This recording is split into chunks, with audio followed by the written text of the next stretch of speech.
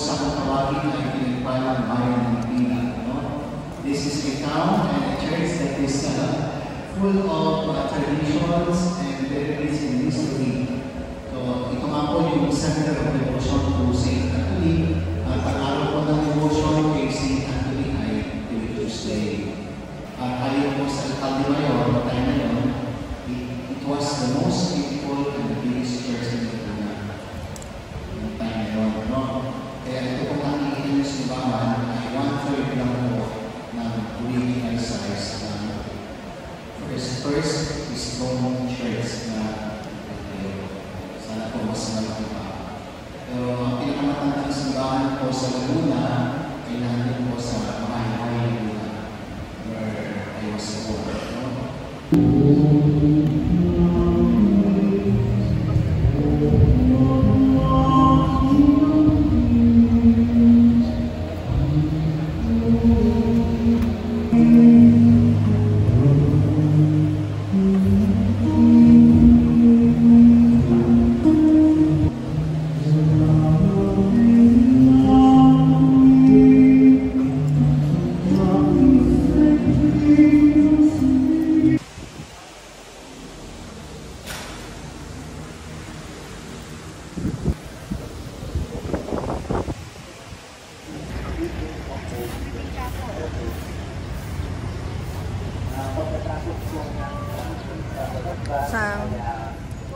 Ating huwag mo na kayong lumabas.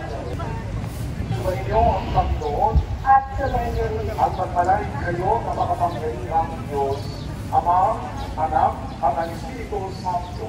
Amen. Tumayo kayo, taglay ang pag-ibig at pagmamahal ni Cristo. Salamat sa Diyos. Magandang umaga po sa ating lahat.